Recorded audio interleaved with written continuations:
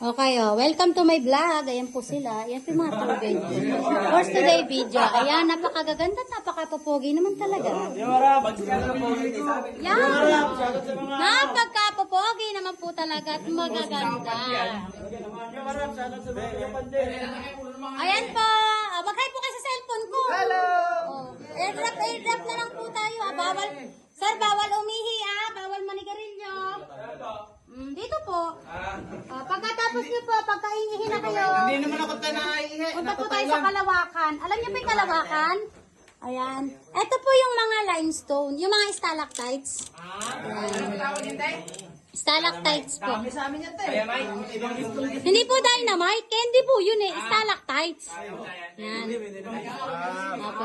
Ito po, ngayon pa lang siya, kumbaga po sumisibol pa siya, kumbaga sa tao, parang baby pa siya. Pero, opo, ano pa sila, 100 to 500 years kasi sila.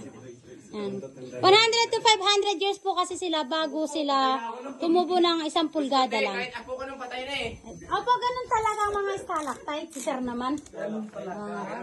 Opo, kaya pakiusap ko lang po, wag po natin hahawakan ng mga limestone at saka yung mga stalactites kasi namamatay. Opo, namamatay po kasi sila, yung oil po kasi natin, yun yung pumapatay sa kanila.